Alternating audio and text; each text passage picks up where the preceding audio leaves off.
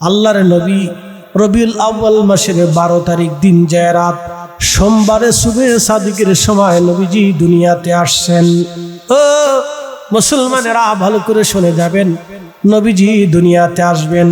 হযরত আমিনার পেটের মধ্যে কোনো ভারিত্ব ছিল না, কোনো ওজনত্ব ছিল না। আমরা মায়ের রেহেমে থাকা অবস্থায় মার পেটটা ভারী ভারী হয়েছিল, কষ্ট হতো বহন করতে, মার ব্যথা লাগতো। কত রজনী মার ঘুম হয় নাই। আমি মার পেটের মধ্যে আঘাত করেছি, লাথি মেরেছি, গুতা মেরেছি, ঘুমিয়ে আছে মা। আমার পায়ের আঘাতে মার ঘুম ভেঙে গিয়েছে। কত রজনী মাকে ঘুমাইতে দেই নাই। হযরত আমিনা বলতেছে, দুনিয়ার মানুষ, আমার পেটের মধ্যে কোনো ভারিত্ব ছিল না, ওজনত্ব ছিল না। আমি বুঝতামই না আমার গর্ভে কোনো সন্তান এসেছে। কিন্তু মাঝে মধ্যে কে জানি স্বপ্নে বলে যাইত, আমিনা রে, তুমি বড় ভাগ্যবতী, তোমার উদরে আহমদ নবী মুহাম্মদুর রাসূলুল্লাহ সাল্লাল্লাহু আলাইহি ওয়াসাল্লাম আসছেন। তিনি আখিরি নবী, তিনি দুনিয়াতে আসবেন। কে জানি বলে যাইত এই ঘটনাগুলি। আমি ঠিক যেই দিন আমার মুহাম্মদকে দুনিয়াতে আসবে, প্রসব হবে, সেই দিন আমি শুয়ে আছি, দেখলাম আকাশ জুড়ে ঘন কালো কুয়াশা আমাকে ঘিরে ফেলে দিয়েছে। কুয়াশার ভিতরে তাকিয়ে দেখি আমার ডান পাশে খুবই আরাম লাগতেছিল, খুব আনন্দ লাগতেছিল। ঠিক এই সময় দেখি ডান পাশে এক সুদর্শন নারী বসে আছেন, সুন্দরী রূপসী, খেজুর গাছের মতো লম্বা লম্বা। জিজ্ঞেস করলাম, কে গো আপনি? আজকে আমার পাশে বসে আছেন আপনি? বলে, রে আমেনা, তুমি বড় ভাগ্যবতী, আমি আমার চিনো নাই, আমি আদি মাতা হযরত হাওয়া আলাইহিস সালাম। আপনি হাওয়া, আজকে আমার কাছে কেন? বলে, আমেনা রে, তুমি বড় ভাগ্যবতী, আমি আদি মাতা হতে পারি, কিন্তু তুমি সমস্ত নবীদের ইমামের মা হতে চলেছ। রে আমেনা, তুমি বড় ভাগ্যবতী, তোমার উদরে রাহমাতুল লিল আলামিন দুনিয়াতে আসবে। দুনিয়াতে ওই নবীকে রিসিভ করার জন্য আল্লাহ আমাকে বেহেশত থেকে পাঠিয়েছেন। বাম পাশে তাকায় দেখি হযরতে আসিয়া আলাইহিস সালাম বসে আছে। ডাক দে বললাম, কে গো আপনি? বলে, আমি আসিয়া। কি জন্য বসে আছেন? বলে, এই জন্য আখিরি নবী তোমার মাধ্যমে আসতেছে, ওই নবীকে রিসিভ করার জন্য আল্লাহ বেহেশত থেকে আমাকে পাঠিয়েছে। আর একজনকে বসা দেখলাম, তিনি হযরতে সারা। আর একজনকে বসা দেখলাম, তিনি হযরত আম্মা জানা হাজেরা। আমি দেখলাম আমার ভিতর থেকে নূর বের হয়ে আসতেছে। কোনো প্রসাব ব্যথা ছিল না, রক্ত ছিল না, নাপাকি ছিল না। অন্য মায়েরা যেমন ছটফট করে ব্যথা যন্ত্রণায় কাতর হয়ে যায়, আমার কোনো ব্যথা নাই, যন্ত্রণা নাই, আমার কিছুই ছিল না, কোনো নাপাকি নাই। দেখলাম খারাজা মিনহা নূর, আমার ভিতর থেকে নূর বের হয়ে আসলো। কিছু সময় পরে দেখি নূরে একেবারে পুরা ঘর নূরময় হয়ে গেল। ওই নূরের আলোতে পুরা ঘর নূরময় হয়ে গেল। কিছু সময় পরে দেখি আমার কলিজার টুকরা সন্তান মুহাম্মদ আমিন সেজদার মধ্যে পড়ে আছে। সেজদার মধ্যে পড়ে একটা আওয়াজ দিচ্ছে, ইয়া রব হাবিলি উম্মতি। সেই দিন আমি বুঝছি আমি নবীর মা হতে চলেছি। এই সন্তান দুনিয়ার কোনো সাধারণ সন্তান না, এই সন্তানটাই আখিরি নবী, আমার কলিজার টুকরা মুহাম্মদ আমিন। আমি আরো লক্ষ্য করে দেখলাম আমার কলিজার টুকরা বেটা আরবের মাটি মুষ্টির ভিতরে হাত নিয়ে ধরে আল্লাহর দরবারে, আল্লাহর আকাশের দিকে তুলে ধরলো। একবার জোরে বলা যাবে কি আল্লাহু আকবার? তিনি আখিরি নবী রাহমাতুল লিল আলামিন এই ধরাধামে এসেছেন। সেই নবী যেদিন দুনিয়াতে আসছে, এই ফটিকছড়িবাসী, সাগরের এক মাছ আর এক মাছের কাছে গেছে হাঙ্গর। সেই দিন সাধারণ মাছের কাছে সে ডাক ডাকায়, শুনছো আজকে আখিরি নবী আসছে। সিংহ আর বাঘ হরিণের কাছে দৌড়ে আসছে, শুনছো আজকে আখিরি নবী দুনিয়াতে আসছে। সেই দিন হিংস্র পাখি, হিংস্র প্রাণী, সাগরের মাছ, সেই দিন কেউ কাউকে হত্যা করে নাই, আঘাত করে নাই, শিকার বন্ধ হয়ে গেল। তামাম সৃষ্টির মধ্যে আনন্দের রব পড়ে গেল। ফেরেশতারা আসমান জমিন সাজিয়ে ফেললেন। নবী আসছে, তামাম সৃষ্টির মধ্যে খুশি রব পড়ে গেল। ফেরেশতারা আনন্দ করতে লাগলো। রাহমাতুল লিল আলামিন আল্লাহর মেহবুব হাবিবুল্লাহ দুনিয়াতে তাশরীফ এনেছে। আহা, তামাম দুনিয়া আনন্দে মুখরিত হয়ে গেল। এই জন্য আমাদের কাছে এটা ঈদ, ঈদেরও ঈদ, খুশির থেকেও খুশি। সন্তান পাইলে মানুষ আনন্দ হয়, সন্তান পাইলে আনন্দিত হয়, সন্তান পেলে তার জীবনে ঈদ হয়ে যায়। অর্থ সম্পদ হলে তার জীবনে ঈদ হয়ে যায়, মন্ত্রিত্ব পাইলে তার জীবনে ঈদ হয়ে যায়। সুন্দরী স্ত্রী, সহধর্মিনী এবং নামাজি পরহেজগার, আর এই সুন্দর স্ত্রী যদি পায় তাহলে তার জীবনে ঈদ হয়ে যায়। আল্লাহর ক্ষমা আসলে তার জীবনে ঈদ হয়ে যায়। মুমিনের জীবনে সবচেয়ে বড় ঈদ নবীর উম্মত আমরা হতে পেরেছি। আখিরি নবীর উম্মত আমরা হয়েছি, নবী আমরা পেয়েছি। নবীর আগমন আমাদের জন্য সবচেয়ে বড় ঈদ, ঈদের চাইতেও বড় ঈদ। ঈদের থেকে বড় ঈদ, সব ঈদ থেকে বড় ঈদ নবী পাওয়ার ঈদ। অতএব ঈদে মিলাদুন নবীর মাহফিল যতদিন বেঁচে থাকবো ততদিন চলতেই থাকবে। কথা বলেন ঠিক কিনা? আল্লাহ এই মাহফিলকে কবুল করুক এবং আমাদেরকেও যেন আল্লাহ কবুল করেন। আওয়াজ তুলে জোরে জোরে বলেন আমিন। আল্লাহর সাথে আব্রাহার যুদ্ধ হবে। ঠিকই তাই, আব্রাহা হস্তি বাহিনী নিয়ে, হাতি বাহিনী নিয়ে মক্কার দূরে এসে প্রথম হাতি পাঠাইলেন। এই হাতির নাম ছিল মাহমুদ। হাতির নাম মাহমুদ। হাতিকে পাঠানো হলো সবচেয়ে বড় জোয়ান মধ্য হাতি। কাবা শরীফ দেখার পরে হাতি বসে গেল। এত পিটায় হাতি আর উঠে না। ওই হাতি দিয়ে কাবা ঘর ভাঙবে, সে হাতি কাবার সামনে বসে গেল। আল্লাহ বলেন, আলাম তারা, নবীজি আপনি কি দেখেন নাই? তখনও নবীজি মা রেহেমের মধ্যে ছিলেন। নবী দুনিয়াতে আসার 50 দিন আগের ঘটনা। নবীজি তখন মা রেহেমের ভিতরে, মা রেহেমে নবীজি। আল্লাহ বলেন, আলাম তারা, নবী আপনি কি দেখেন নাই? কাইফা ফাআলা রাব্বুকা বিআসহাবিল ফিল, আমি হস্তি বাহিনীর সাথে কেমন আচরণ করেছিলাম আপনি কি দেখেন নাই? আলাম তারা কাইফা ফাআলা রাব্বুকা বিআসহাবিল ফিল আলাম ইয়াজআল কাইদাহুম ফি তাদলিল ওয়া আরসালা আলাইহিম তায়রান আবাবিল। আমি ঝাঁকে ঝাঁকে পাখি পাঠিয়েছিলাম, সেই পাখি এখনো কাবার চারপাশে ঘোরাঘুরি উড়াউড়ি করে। কিয়ামত পর্যন্ত ওই পাখি চারপাশে ঘোরাঘুরি উড়াউড়ি করবে। কাবা ছাড়া ওই পাখি আর কোথাও আপনি পাবেন না। আবাবিল আমরা বলি সাধারণত আবাবিল, কিন্তু অর্থ হলো ঝাঁকে ঝাঁকে পাখি। এই জন্য আমরা ওই পাখির নাম দিয়েছি আবাবিল। কাবা শরীফে আর একটা পাখি আছে, পাখির নাম কবুতর। পাখির নাম কি? কবুতর। এই কবুতর কোথা থেকে আসলো? শোনাই দিয়ে যায়, নবীজি হিজরত করার জন্য যখন জাবালে সুরে উঠেছিলেন, তখন জাবালে সুরের গুহার মধ্যে নবীজি প্রবেশ করলেন, সাথে আবু বকর সিদ্দিক রাদিয়াল্লাহু আনহু। নবীজি গুহার মধ্যে প্রবেশ করার পরে কবুতর গুহার সামনে এসে বাসা বানাইয়া ডিম পারল। ডিমের উপরে কবুতর বসে রইল। মাকড়সা এসে গুহার সামনে বাসা বানাইল। কাফেররা গুহার সামনে এসে দেখে কবুতর ডিম পেড়ে বসে আছে, মাকড়সা বাসা বানায়া রাখছে। কাফেররা বলল, দেখ রে, এর ভিতরে যদি কোনো মানুষই যায় তাহলে মাকড়সার বাসা থাকার কথা না, কবুতরে ডিম পাড়ার কথা না। ওই দিন নবীকে ভালোবেসে কবুতর এসে ডিম পারলাম। ইমাম ইবনে কাসির আল বাদায়া ওয়ান নাহায়া এই তারিখের কিতাবের মধ্যে তিনি লিখতেছেন, ওই দিন থেকে কবুতর ওই কবুতরগুলি হেরেমে চলে আসলো। ওই দিন থেকে কবুতর হেরেমে চলে আসলো। ওই কবুতর সেই কবুতরের বংশ, যেই কবুতর এখনো হেরেমে বসবাস করে। হারামবাসীর ওই কবুতরকে খাবার খাওয়ায়, আমি নিজেও কাবাতে গেলে এই কবুতরকে খাবার খাওয়াই।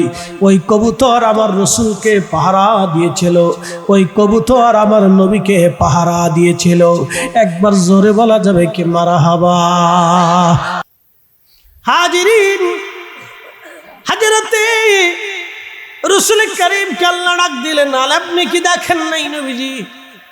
আমি ঝাঁকে ঝাঁকে পাখি পাঠাইলাম, পাখি এসে আবরাহার বাহিনীর উপরে ছোট্ট ছোট্ট কঙ্কর নিক্ষেপ করলো।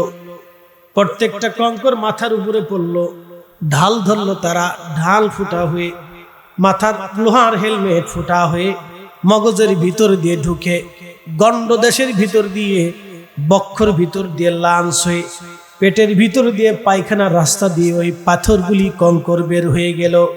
আর সাথে সাথে মগজ এবং পেটের নাড়ি ভুড়ি নিয়ে একেবারে ভনি, ওই যে আপনার কি বলে হাতি যেমন পায়খানা করে, হাতি বাথরুম করলে যেইভাবে ভুসির মতো হয়ে যায়, ওই মানুষগুলি এক একটা ভুসির মতো হয়ে গেল। একেবারে সম্পূর্ণ ধ্বংস হয়ে গেল আবরাহার বাহিনী মুহূর্তের ভিতরে। তার মানে বোঝা গেল কাবা ঘরের মালিক আমার আল্লাহ, এটা নবীর দাদার পরিপূর্ণ ঈমান ছিল। অতএব রসুলের আব্বা আম্মাকে যারা জাহান্নামী মনে করবে, ওরাই হলো আব্দুল্লাহ উবাই, ওরাই হলো মুনাফিকদের সর্দার, ওরাই হলো বর্তমান জমানার মুনাফিক। খুবই মনোযোগ দিবেন। হাজরাতে আব্দুল মুত্তালিব নবীজির দাদার পবিত্র সেকেমে নূরে মুহাম্মাদি আসলো। মারহাবা কইলেন না? যার সেকেমে নূরে মুহাম্মাদি, সে কি প্রতিমার সামনে মাথা নত করবে? হ্যাঁ, সে তো প্রতিমার সামনে মাথা নত করবে না। সে তো বানানো গরুর মূর্তির সামনে মাথা নত করবে না। সে তো বানানো কোন পাথরের সামনে মাথা নত করবে না। সে এক আল্লাহর উপরে মাথা নত করেছিলেন। এক আল্লাহতে নবীজির দাদা বিশ্বাসী ছিলেন। রাত্রে ঘুমিয়ে আছে, স্বপ্ন দেখতেছে। আল্লাহ স্বপ্ন দেখে বলেন, আব্দুল মুত্তালিব তুমি জমজম খনন করো। জমজম বলে, হুজুর জমজম কি আগে ছিল না? ছিল। জমজম আগে ছিল। ইয়ামান থেকে একটা গোত্র এসেছিল, তার নাম জুরহাম। এই জুরহাম কওমের লোকেরা মক্কা আক্রমণ করেছিল, তাদের সাথে একটা যুদ্ধ হয়েছিল। যুদ্ধের এক পর্যায়ে জুরহাম কওমের লোকরা বিজয় অর্জন করে ওই জমজম কূপ মাটি দিয়ে একেবারে ঢেকে দিয়ে মাটির সাথে মিশিয়ে দিয়েছিল এবং মক্কাবাসীদেরকে সরিয়ে দিয়েছিল বহু দূরে। বহু বছর ধরে, প্রায় 200 বছর ধরে এই জমজমের ঠিকানা মানুষ পায় নাই। 200 বছর ধরে জমজম হারিয়ে গেছে। হযরত আব্দুল মুত্তালিব স্বপ্ন দেখে জমজম খনন করো। নবীজির দাদা প্রথম রাত্রে স্বপ্ন দেখলেন, বললেন, কে গো তুমি? স্বপ্নে আমার জমজমের কথা বলো, বলো তো জমজম কোন জায়গায় আছে? প্রথম রাত্রে বলা হলো না। দ্বিতীয় রাত আমার স্বপ্ন, আব্দুল মুত্তালিব রে, তাইয়েবা খনন করো, তাইয়েবা পবিত্র খনন করো। জমজমের আর এক নাম তাইয়েবা। এরপরে নবীজির দাদাকে আবার স্বপ্ন দেখাইলো, তাহের খনন করো, পবিত্র খনন করো। কিন্তু তৃতীয় রাত্রি বললেন, কে গো তুমি? আমাকে স্বপ্নে বারবার জমজমের কথা বলে যাও, ঠিকানা কোথায় তুমি বলে দাও। চতুর্থ রাত আবার স্বপ্নে দেখানো হলো। এই দিন বলা হলো, ও আব্দুল মুত্তালিব, তোমরা হবল মূর্তির সামনে যেখানে পশু বলি দাও, পশু জবাই দাও। মক্কার লোকেরা যে হবল মূর্তির সামনে পশু জবাই দেয়, ওই হবল মূর্তির সামনে রক্তগুলি গড়াইয়া গড়াইয়া যে নিচু এলাকায় জমা হয়, ওই রক্তের ওইখানে কিছু দেখবা কালকে সাদা কাক, একটা কাক, সাদা রঙের কাক এসে ওইখানে খাবার অন্বেষণ করবে। আব্দুল মুত্তালিব ওইখানেই খনন করো, ওইখানেই জমজম লুকানো আছে। আল্লাহর নবীর দাদা আব্দুল মুত্তালিব সন্তান হারেসকে নিয়ে রওনা দিলেন। শোনে যাবেন ফটিকছড়ি মাসিক রাহমাতুল লিল আলামিন নবীজির দাদাজি, তিনি চলে গেলেন। খনন করতেছিলেন। মূর্তি পূজারীরা এসে বলল, আব্দুল মুত্তালিব করো কি? বলে, এখানে জমজম আছে।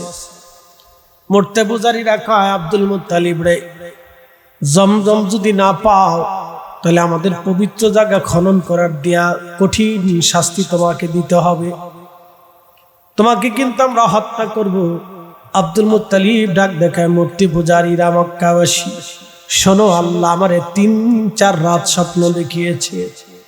এক রাত স্বপ্ন মিথ্যা হতে পারে, কিন্তু 4 রাতের স্বপ্ন কখনো মিথ্যা হবে না। এইখানেই জমজম আছে। খুঁজতে খুঁজতে আব্দুল মুত্তালিব জমজম পেয়ে গেলেন। জমজম পেয়ে যাওয়ার পরে পানি বের হয়ে আসলো। মক্কাবাসী ডাক ডাক আব্দুল মুত্তালিব, এই জমজমের ভাগ কিন্তু আমাদের দিতে হবে। নবীজির দাদা বললেন, না গো, জমজমের ভাগ তোমরা পাবা না, কারণ আল্লাহ আমাকে এই জমজম দিয়েছে। এই জমজমের মালিক আমি একা। 12 কবর খনন করার পরে যে আগে মারা যাবে 11 জন মিলে তার কবর দিব, এরপরে যে মারা যাবে 10 জন মিলে কবর দিব।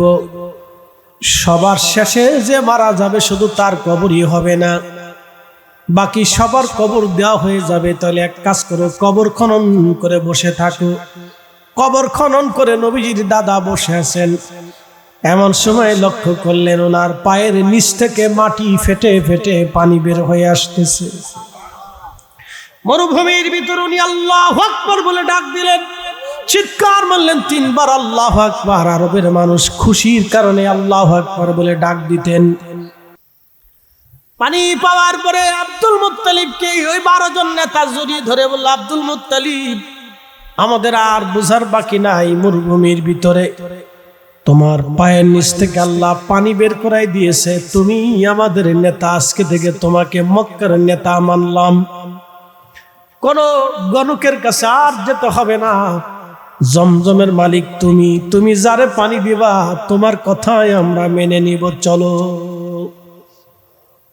12 জন ফিরে আসছে।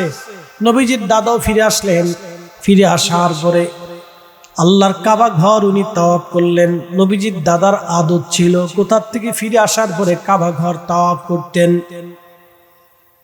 আরবদের এখনো রীতি আছে, তারা এখনো কাবা তাওয়াফ করে, সুযোগ পাইলে আল্লাহর ঘর তারা তাওয়াফ করে যায়। নবীজির দাদা খোদার ঘর তাওয়াফ করার সময় আল্লাহর ঘর ধরে বলেন, হে রব, আমারে তুমি একটা ছেলে দিয়েছো, আর বাকি আরো যদি 9টা সন্তান দাও, মোট 10টা সন্তান যদি তুমি আমারে দাও, আমি কাবা ঘর ধরে ওয়াদা করতেছি একটা সন্তান তোমার রাস্তায় কুরবানি করে দেব। আল্লাহর নবীর দাদাই মানত করলেন, মানত আসমানে কবুল হয়ে গেল। জোরে বলেন আল্লাহু আকবার। মানত কবুল হয়ে গেল। আল্লাহ থেকে সন্তান দিতে দিতে দিতে দিতে 10টা সন্তান দিলেন।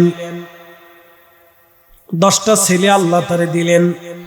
10 নম্বর ছেলে যিনি, তিনি অন্য কেউ না, তিনি নবীজির সম্মানিত পিতা হযরত আব্দুল্লাহ রাদিয়াল্লাহু আনহু। হযরত আব্দুল্লাহ নবীজির আব্বা জান। আল্লাহ 10 নম্বর তাকে দুনিয়াতে আনলেন, কিন্তু নূরে মুহাম্মাদি আর আব্দুল্লাহর কাছে রইল না। নূরে মুহাম্মাদি চলে গেল হযরত আব্দুল্লাহর পবিত্র সেকেম মোবারকে। আব্দুল্লাহর পবিত্র সেকেমে চলে যাওয়ার পরে 20 বছর পার হয়ে যাওয়ার পরে আব্দুল্লাহর বয়স 20 বছর হয়ে গেল। রাসূল দুনিয়াতে আসছে। শুধু না, আব্দুল মুত্তালিব অপেক্ষায় আছে। আব্দুল মুত্তালিব অপেক্ষা, আমার নাতি দুনিয়াতে আসতেছে। আব্দুল মুত্তালিব অপেক্ষায় আছে, আমার নাতি আসবে দুনিয়াতে। সুসংবাদ নিয়ে আসলো সকালবেলা দাসী, ওগো মক্কার নেতা, শুনছেন আল্লাহ আপনাকে একটা নাতি দিয়েছেন। আপনার আব্দুল্লাহর ঘরে আল্লাহ একটা ছেলে সন্তান দিয়ে।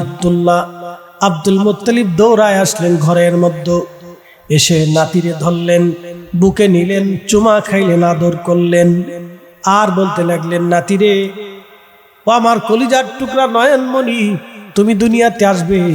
আল্লাহ আমাকে বারবার স্বপ্ন দেখাইছে, আব্দুল মুত্তালিব মুহাম্মদ দুনিয়াতে আসতেছে, আখিরি নবী দুনিয়াতে আসতেছে। শুনছো, আমার এই নাতি দুনিয়ার সম্মানিত হবে, তাম জোড়া তার খ্যাতি আসবে, পৃথিবীর রন্দে রন্দে তার নাম ছড়িয়ে যাবে, পৃথিবীর সাইয়েদ হবে সে, কুল কায়নাতের নেতা হবে আমার নাতি। আহা, হযরত আব্দুল মুত্তালিব চলে গেলেন কাবায়, খুদার ঘর ধরে আল্লাহর শুকরিয়া করতে লাগলেন। একদিন মক্কাবাসী বলল, আব্দুল মুত্তালিব, আমাদের ঘরে দারুণ অভাব, বৃষ্টি না হবার কারণে খেজুর গাছগুলি মরে যাচ্ছে, বৃষ্টির অভাবে আমাদের উট দুম্বা ভেড়াগুলি মরে যাচ্ছে, আরবে কোনো বৃষ্টি নাই, গাছ তুললতা পাতা বন্ধ হয়ে গেছে, বৃষ্টির বড় দরকার। তুমি তো কাবার সাহিদ, তুমি তো কাবার চাবি, তুমি তো কাবার খাদেম, তুমি দোয়া করো যেন বৃষ্টি হয়। নবীজির দাদা বলেন, হ্যাঁ বৃষ্টি আসবে। তখন আল্লাহর নবীকে কোলে করে নিয়ে, আল্লাহর নবীর দাদা শিশু রসুলকে কোলে করে নিয়ে কাবা শরীফে চলে গেলেন। নবীজির কচি হাত মোবারক কাবা শরীফের সাথে লাগাই দিলেন। নবীজির দাদা আব্দুল মুত্তালিব নবীজির পবিত্র হাত কাবা শরীফের সাথে লাগিয়ে দিলেন।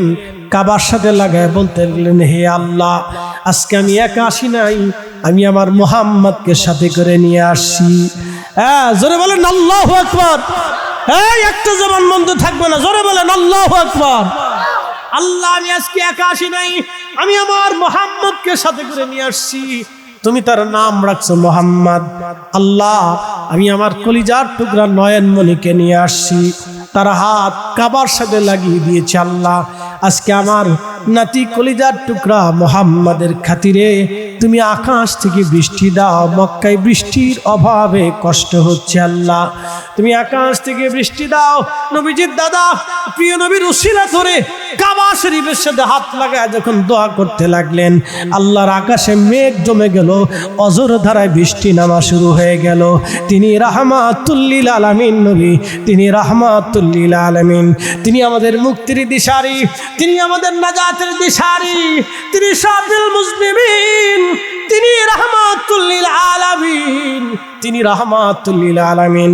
কাজী নজরুল এই জন্য চমৎকার ভাষায় লিখেছিলেন, শ্রেষ্ঠ নবী দিলাম রে তরিয়ে নিতে রোজা হাসরে, শ্রেষ্ঠ নবী দিলাম রে তরিয়ে নিতে রোজা হাসরে, পথ না ভুলি তাই তো দিলে পাক কুরআনের বাণী, খোদা তোমার মেহের বাণী, সুন্দর ফুল সুন্দর ফল মিঠা নদীর পানি, খোদা তোমার মেহের বাণী। সালাতুন ইয়া রাসূলুল্লাহ আলাইকুম সালাম হাবিবুল্লাহ আলাইকুম।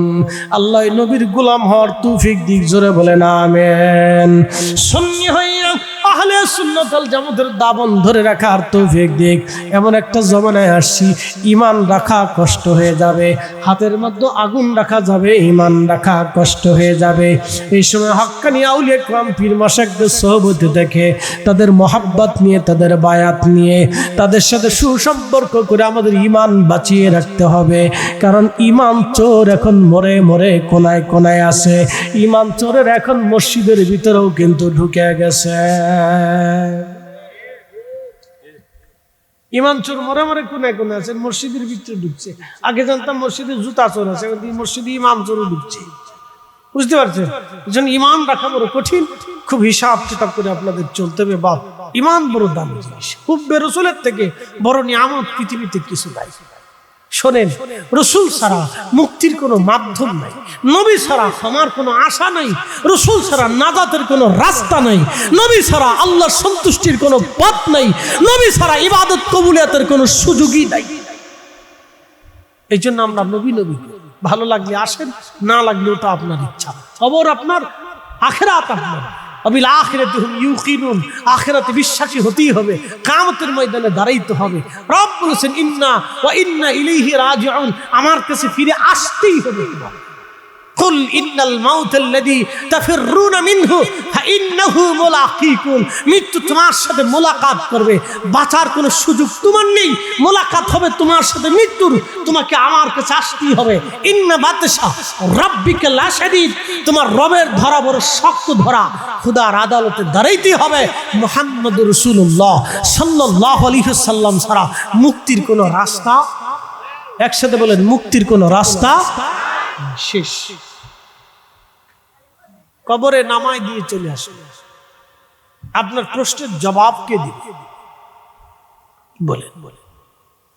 কবরে সন্তান রেখে দিয়ে চলে আসছে, সবাই চলে আসবে, দুঃখ নিয়ে চলে আসবে, হারিয়ে ফেলছে, 3 দিন পরে ভুলে যাবে। বন্ধুরা কোনায় এসে বিড়ি টানবে, সত্য কথা, চোখের দেখা কথা বলতেছে। কবর টবর দিয়ে কোনায় যে দোকানে যে বিড়ি টান দেখে খুব টেনশন দেয়, দোস্ত মরে গেছে, খুব টেনশন লাগতেছে, বিড়ি খেয়ে টেনশন সরায়। ও বিড়ি টেনে তারপরে মাথার থেকে টেনশন সরাবে। কেউ চা খাবে, কেউ পান খাবে, কেউ গল্প করবে, কেউ হাসাহাসি করবে, কিন্তু 10 মিনিট আগে আপনজনকে কবরে দিয়ে আসছে, মনেই নেই, সব ভুলে যাবে, সব ভুলে যাবে, একসময় ভুলে যাবে। স্ত্রী 4 মাস 10 দিন পর্যন্ত ইদ্যত পালন করার পরে সেও ভুলে যাবে, সে আর এক জায়গায় শাদী বসবে। কেন? খোদার বিধানে তার শাদী বসার নিয়ম আছে, তার অধিকার আছে, সে বসতে পারবে, আল্লাহ আইন করে দিয়েছে।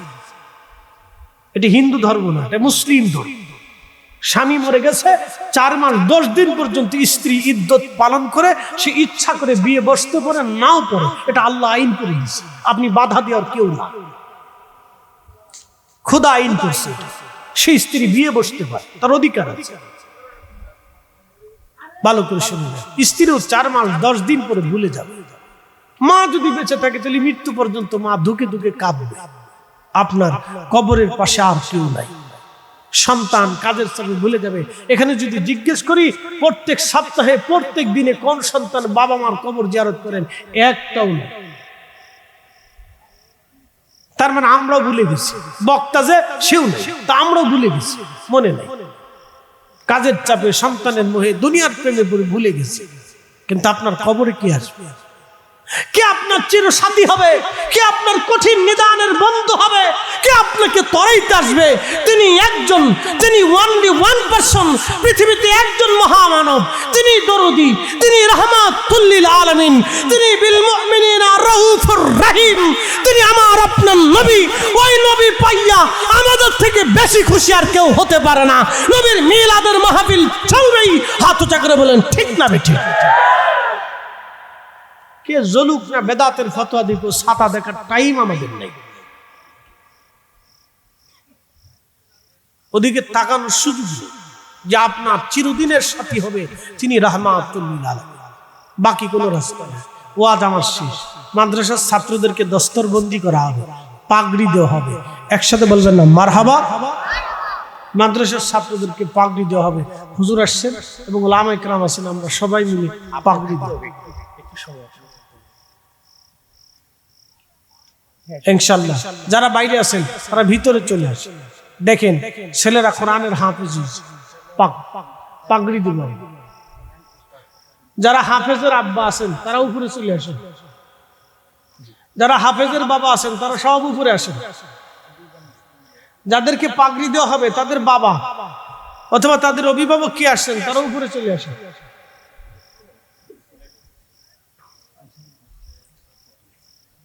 পটিয়ার একজন, সিলেটের একজন, আর আনসারী ভাই ঘোষণা কয়জন?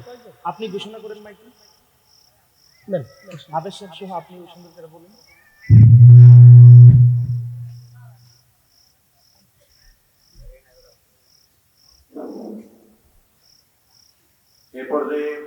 আল্লাহুম্মা সাল্লি আলা, জবান খুলে,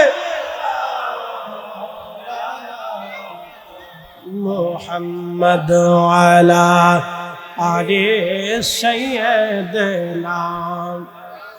হুজুর দাঁড়াও, দাঁড়াও, হুজুর দাঁড়াও। তোমার নাম কি? আবার জোরে কর। হাজারি। হাজার মানে কি? মাহমুদুল্লাহ হাজারি। আরি সর্বনাশ, কি তোমার গ্রামের নাম কি হাজার?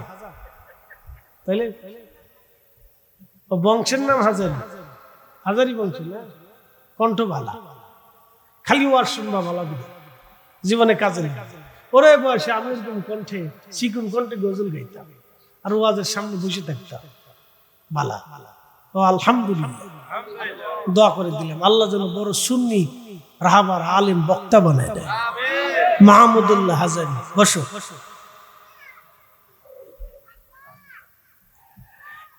বন্ধু খুব মনোযোগ দিবেন। তখন হারিস জন্ম নিছিল, আর কোন সন্তান নাই। হারিস নবীর সবচেয়ে বড় চাচার নাম হলো হারিস, মনে রাখবেন। নবীজির সবচেয়ে বড় চাচার নাম হারিস। হারিসের সাথে নিয়ে বললেন, বেটা চল জমজম খনন করতে যাই। তো কোদাল টোদাল অস্ত্র শস্ত্র নিয়ে সে রওনা দিছে। মাটি খনন করতেছিল হবল মূর্তির পাশে। তো পত্তলিক যারা মূর্তি পূজারি সব দৌড়ে আসছে, high high high high high, এই আব্দুল মুত্তালিব করো কি? এটা আমাদের পবিত্র জায়গা। দেখেন না হিন্দুরা কয় খাজা বাবা আজমিরির মাজারের নিচে ওর বলে শিব মূর্তি রয়েছে, শতান কোথাকা, ওটার নাম হচ্ছে লিঙ্গ মূর্তি। বলে এত মূর্তি রয়েছে বলে খাজার মাজার বাঁধতে হবে। আমি গেছিলাম তোর 14 পুরুষ, এক তোদের 14 পুরুষের 800 বছরে 1000 বছরে তোর রাজা বাচ্চারা জীবনে খাজা বাবার এক ইট সরাইতে পারে নাই, আর তোর মোদি পারবে খাজা বাবার ইট সরাইতে? একবার সরাইয়া দেখ, ভারত আল্লাহ টুকরা টুকরা করে ভেঙ্গে খান খান হয়ে যাবে। কথা বলেন ঠিক না বেটে? ও জানে না খাজা বাবার কি জিনিস। গরুর মুদ খাইতো বুঝে না। যে জাতি গরুর পেশাব খাও, মাথার ভিতরে থাকবে কি গরুর পেশাব ছাড়া?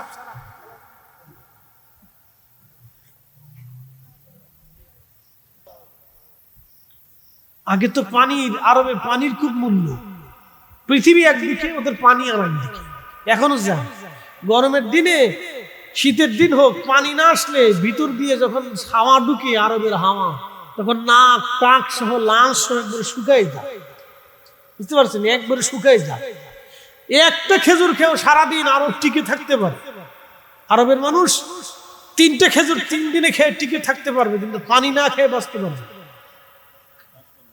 সারাদিন পানি খাবে, সমস্যা নেই, পানি খেয়ে বেঁচে থাকতে পারে, কিন্তু পানি ছাড়া ওরা টিকতে পারে। পানি আর স্বর্ণ ওরা পাশাপাশি। দেখেন না, তেল আর পানি সমান সমান দাম। সৌদি আরব তেলের দাম নেই যত দাম পানি, পানির মূল্য বেশি।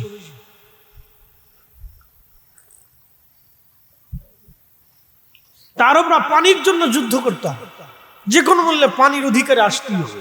পানির জন্য তারা লড়াই করতো, রক্ত দিত, পানি নিতেই হবে। দেখেন না, ভারত আমাদের পানি বন্ধ করে দিছে। এই সরের ওই যে কি ফারাক্কা সারাক্কা বাঁধ দিয়ে নদী শুকিয়ে দিচ্ছে। বাংলাদেশের বহু নদী শুকিয়ে গেছে। এইভাবে যদি চলতে থাকে তাহলে আগামী 100 বছর পরে বাংলাদেশ মরুভূমিতে রূপান্তর হতে পারে।